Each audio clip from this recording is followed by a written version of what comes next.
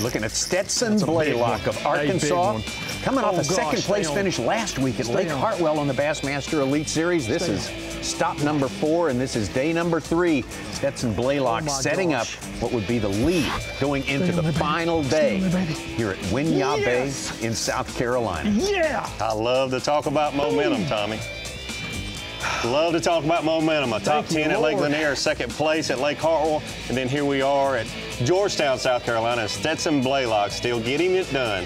Unique fishery, vast fishery, Davey, and that set up one of the big stories of this event. We had 10 guys on the final day, and as we had through the entire tournament, some of them were taking a long 100 miles each way trip down to the Cooper River. Some of them were staying very, very close, giving up a lot of fishing time in order to get a big reward. At least that's what they thought. That was the big decision to be made before this tournament started. Do you want to make that long run to Cooper River, where it seems to be a little larger class of fish, a lot of fish close to the Georgetown area, and you get about 3 or 4 hours extra fishing time each and every day? Well, starting in 8th place today, one of those anglers that did elect to make that long run each of the 4 days was Scott Canterbury. In his first year on the Bassmaster Elite Series, had been going sort of ordinarily for him until noon or thereabouts today, when he caught 2 fish that really changed the entire complexion of this tournament. Big move for Scott Canterbury this afternoon, switching to his buzzbait, catching a 4-pounder.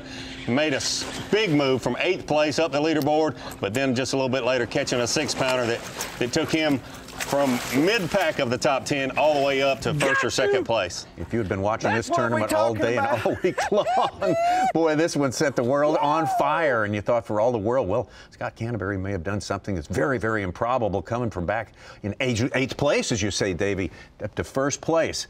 But it was not going to be enough.